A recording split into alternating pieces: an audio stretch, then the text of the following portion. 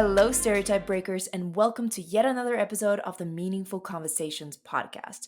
Today's topic is something that comes up, a question that comes up a lot whenever we talk about changing careers and getting into technology, and that is if one can be too old to get into technology, to change their careers into this industry. It comes up a lot, and a lot of people have it as their limiting belief. So, today, my guests are people who have been there and done that. So, I'm very excited to welcome our guests today, Lucy, Sharon, and Daniel, who have gotten into technology later on in their careers. My name is Lucy, and I am about to start working as a full stack developer at a Czech startup company. Hi, I'm Daniel, and I'm a database marketing analyst with a small casino company. I'm Sharon, and I'm a cyber analyst at a mid-sized tech company. I can't wait for you to hear all about their journeys getting into technology later on in life. But for now, I just wanted to remind you to subscribe to this YouTube channel and this podcast on the podcasting platform of your choice, because we create awesome content and publish it every single Wednesday. This way, you won't miss it out, and you are also supporting this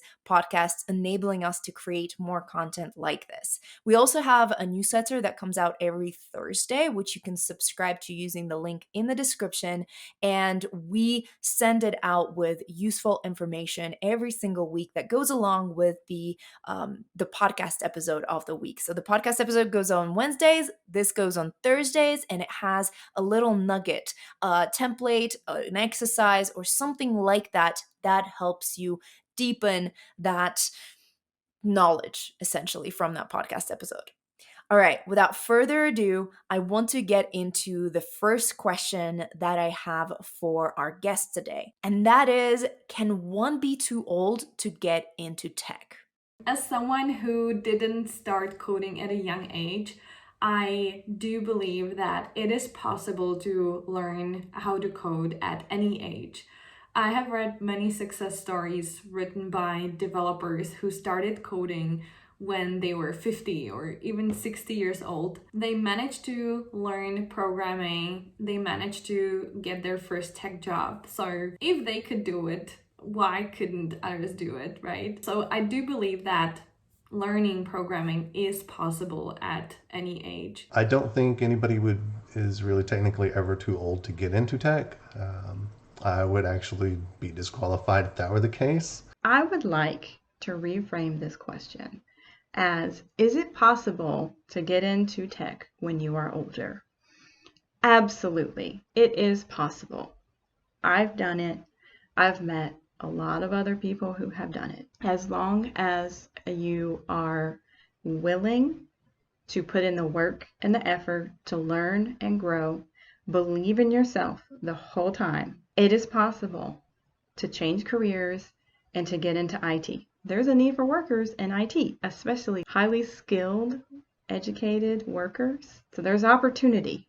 There's a huge gap in cybersecurity, and it's only growing because it's just being recognized of how important it is to secure the systems that are in place. Our society functions on computers and networks and the internet. A lot of people are going to have to manage those systems and secure those systems and networks. Also consider there is a workforce that is about to retire that is going to leave a huge gap for workers across the board. There's the opportunity.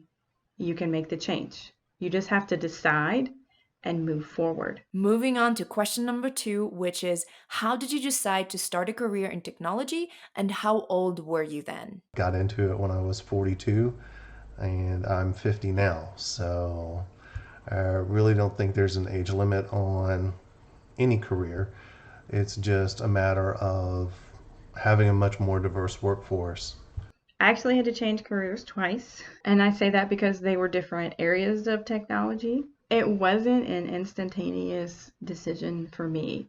It just kind of organically evolved into me getting into tech. I have a chemistry degree, I worked in chemistry quality control labs the first decade of my career, essentially. And in my early 30s, I started transitioning into tech because that's really what it looked like. It took some steps to get there, but there was a progression that naturally led to a tech role because it really fit my skill set and my analytical thinking. So when I got the first tech job, it was at the same company I was already working at, and I recommend to look for those type of opportunities. I was 32 when I secured the role in tech, and I transitioned because I volunteered.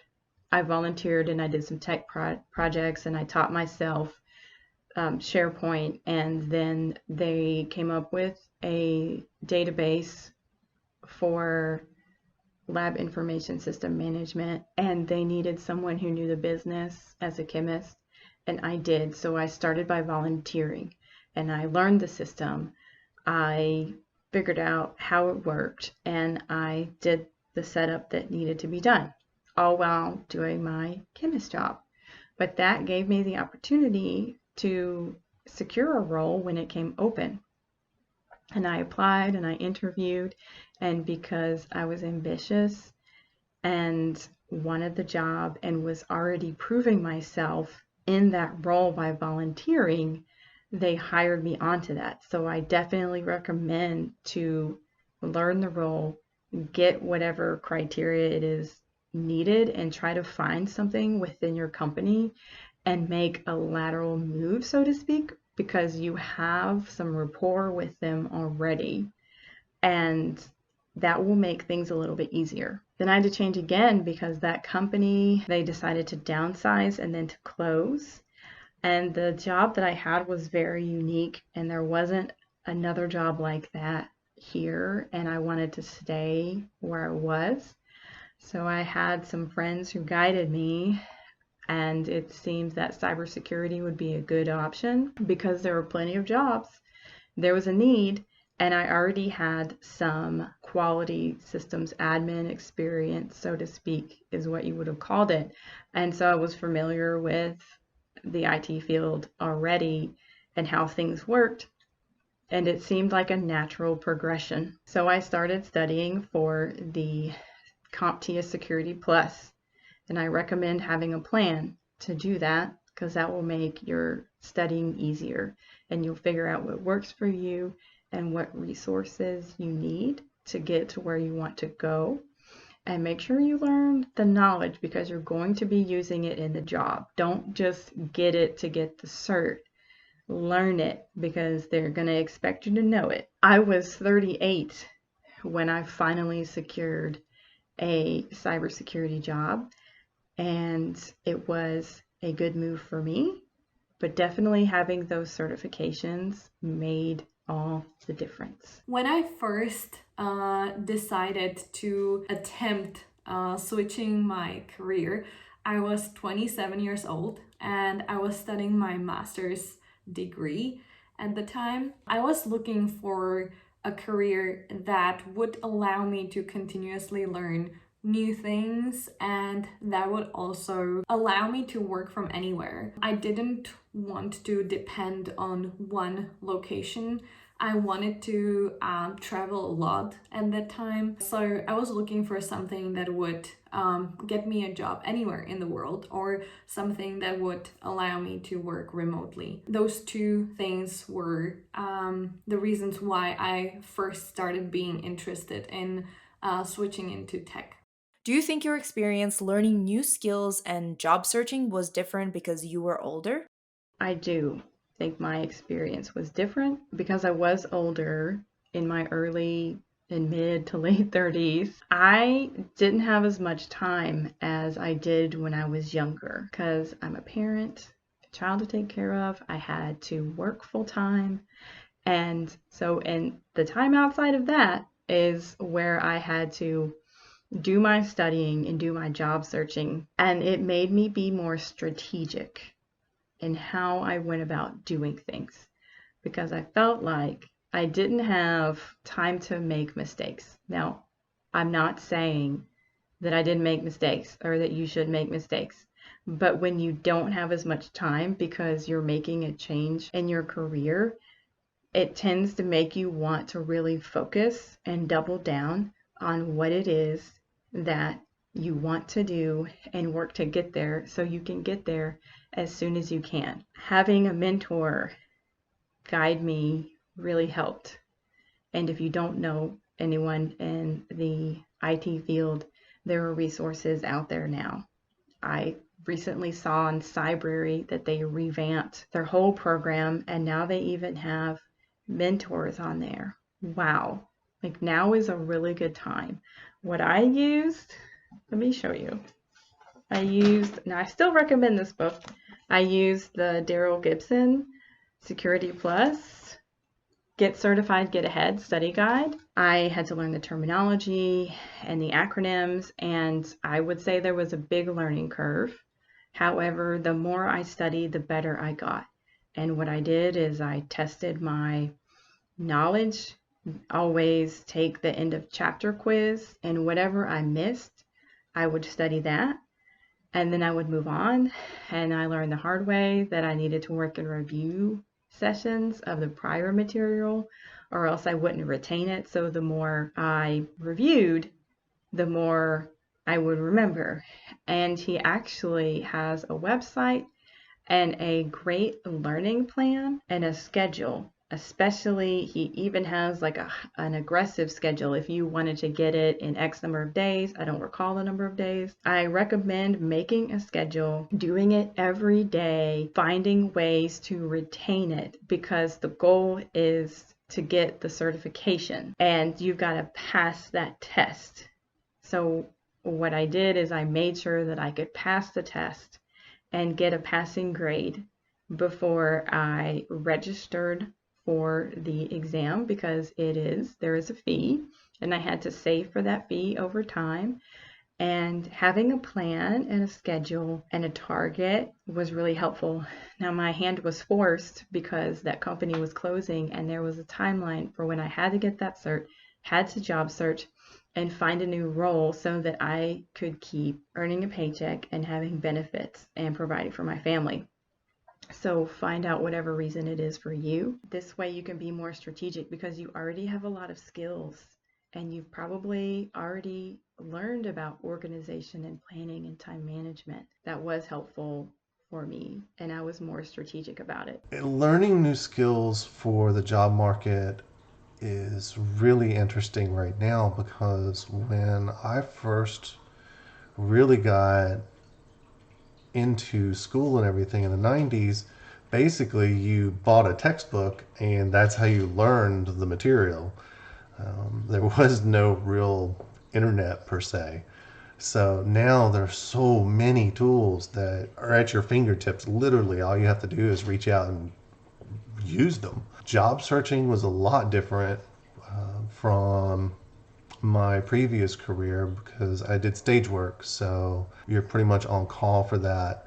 And I did not understand the importance of internships in getting a job, so I didn't do any internships when I went to college, which was a huge mistake, because when I first was looking at college in the 90s, you did your degree, you got out, you got a job.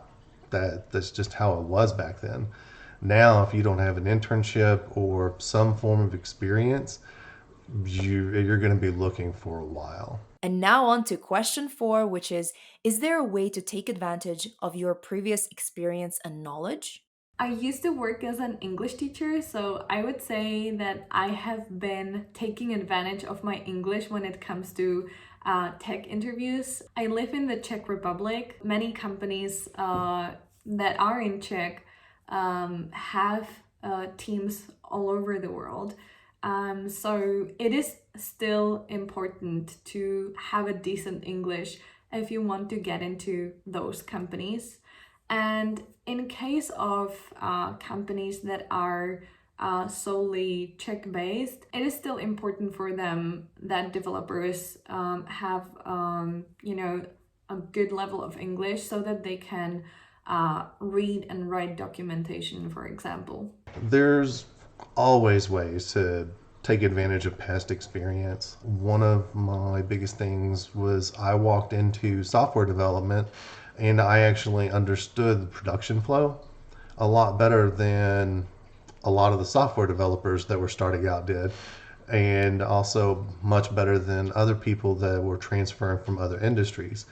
I've never understood why the software development is based on manufacturing when it should be based on the entertainment industry, because manufacturing is all about processes. The entertainment industry is nothing but project after project after project, which actually really helped me in my roles. If you're older, you've probably gone through school. If you haven't, that's okay. You can still do that. But you most likely have work experience and you have learned what it's like to have to go to work, fulfill your duties, work with people around you, and have to get tasks done and have deadlines. And however you operated to do your job, you can take all of those skills. I guess they call them soft skills, but all of those things are very helpful and you build on that. So if you had a project and you managed that project and you worked with the team and you were successful, you can use that in tech. And when you're interviewing, you can speak to that experience and you can let your skills build on each other. So in my first role, I got to do projects and learn the system, and I had to plan out and report what the status was, if there were issues, and how to overcome said issues. And I took that into the next role, and it made doing projects in my current role a little bit easier. I have a friend, Teresa, who said, well, that's just a tool in your tool belt. So just think of it like that and take these tools and add to your tool belt so that you can be successful in your next job. And there's a book, I love books, Scott Adams, How to Fail at Anything and Still Win Big. He talks a lot about that, and I had this question in the past and he really answered it for me. And he explained how every experience that he had, even if it didn't work out, there was something that he gained from that experience, and then he moved that into the next experience or whatever job it was, and he was able to make his own success from that. I also want to impart some wisdom from Colonel Chris Hadfield. This is An Astronaut's Guide to Life on Earth, and there's a plethora of knowledge. I definitely encourage you to get this book because he explains about how you can change your mindset to be more prepared and take advantage of opportunities. But there are going to be times when maybe you have to volunteer and you're not getting paid for it, so that you can get that experience. And you can also get a reference. Someone can recommend you and speak to your work ethic and your work skills for the next job that you go to. And sometimes you don't get paid for that, but you get the experience. And he wrote, it's on page 46, I'll read it to you. Never either or, never enjoyment versus advancement. So long as you conceive of advancement in terms of learning rather than climbing to the next rung of the professional ladder, you are getting ahead if you learn, even if you wind up staying on the same rung. And so I want to impart that to you, because as long as you keep learning, then that is going to help you perform the job, to do what you need to do. And you have an advantage because you do have experience, you do have a maturity level, you maybe have speaking skills.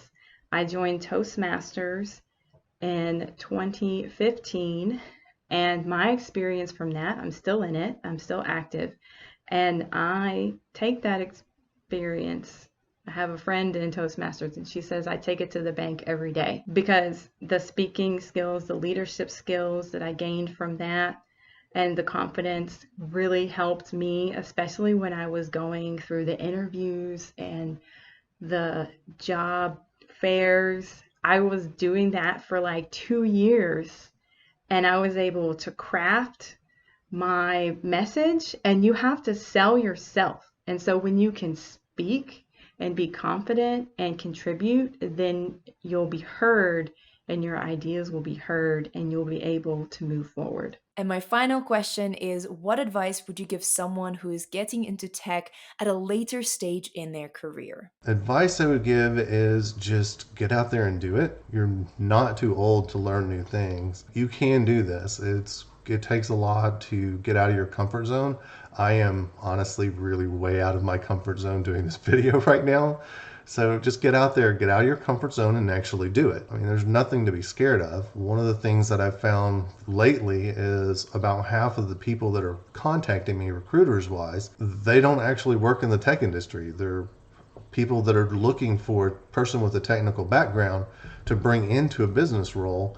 So if you get into tech and you don't like it, you've got other options. You can really move on to other things if you don't like being in the tech industry. So the skills transfer so very well to so many things. If you are getting into tech at a later stage of your career, my piece of advice would be not to be afraid of reaching out to other developers and asking them, how to start, where to start, what to start with. If you don't feel like reaching out to people, there are plenty of YouTube channels and articles written about this topic. There are many developer roadmaps that you can search. Try to be resourceful and inquisitive when it comes to trying to switch into tech, and don't be scared. I'm really so positive that anyone can learn programming. Don't be scared and go for it. The first thing you want to do is get clear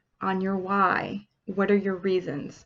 Make a pro-con list. Write out the steps that you need to take to get what you need to get that job, the credentials. You don't have to go back to school unless you really want to, but a lot of times the money or the time may not be available, and that's okay. Get the certification. If you want to get into cybersecurity, I recommend starting with CompTIA Security Plus. There are a lot of study materials for that, and that is something that is very doable. Get clear on your basics. Because I already had some tech experience, I started with the Security Plus. But if you're interested in networking, there's a Network Plus. And you got to find the basic certifications that you need. But a lot of times people are going to want that Security Plus. So what you could do is you could start looking at job descriptions for the role that you want and see what they're requiring. But also sometimes those are not always accurate to the job. All right. So it's helpful to speak to someone in the field and find out what they recommend, especially based on your skill set and what job you think you want to do. Sometimes entry-level job online postings ask for advanced certifications. Start with the basics. If you want to go to school, then try to find a program that is going to meet that need and that works for you, and find out your why. Why do you want to do this? Are you willing to put in the effort and make the change and go through the learning curve? When you write that down and you look at it every day, then that helps keep you going. Also, find a mentor, find a friend, find people, and it helps. The more mentors you have, the faster you can learn and get where you want to go. You've got to believe in yourself. I would recommend using positive affirmations. I learned that from Scott Adams. I had it posted. I will pass the Security Plus. It does help because it puts you in that positive mindset. Start talking to people in the field. Start going to job fairs. Even if you don't have that certification yet, go to the job fair. Talk to them. Get their card. Send a follow-up email. Show ambition. Show motivation. That is what they want. It's going to take work. It might be challenging. There are times when I did get frustrated, especially with the job application process, because I did put out for a lot of online jobs. And like I said before, that can be a black hole. So what I found most helpful was going to the job fairs. Now, this was pre-COVID, but there are options. They have hybrid job fairs now. That is something to look into, because when you make that personal connection, that helps you get past the interwebs of the keyword matches, all that algorithm. So be encouraged that you can do this. And I want to leave you with 2 quotes that helped me during this time. They're by Winston Churchill. And the first quote is, "If you're going through hell, keep going." And the second quote is, "Success is not final. Failure is not fatal. It is the courage to continue that counts." Thank you so much, Lucy, Sharon, and Daniel, for sharing your experience of getting into technology, of changing careers, and going to tech at a later stage of your career. It's a scary thing to do, and I know a lot of people are thinking about the same thing. And it's nice to see that, they're not alone. That, yes, there might be struggles along the way. However, it's doable, it's possible. And here's an example of 3 brilliant people who have gotten into the technology industry. If you want to learn more about our guests today and follow their journeys, I will share links for those of them who are comfortable with me sharing links to their social media in the description, so go ahead and check them out. Let me know what you thought about this episode by commenting under the video if you're watching this on YouTube, or by posting on social media and tagging us in your thoughts so that we can see your post. You can find us as Stereotype Breakers on most social media and Stereotype Brokers on Twitter. Make sure you subscribe to this podcast on the podcasting platform of your choice and on YouTube, because we publish this content in both formats, just audio and video as well. And sometimes it's nice to see the faces of the people who you're talking to. So, all the different platforms. And podcasting is great for people who like to consume content on the go. So, just subscribe to us everywhere and support our content, our channel, enabling us to create more content like this. Thank you for being here today. I appreciate you. Have a wonderful time today you're currently experiencing. Bye.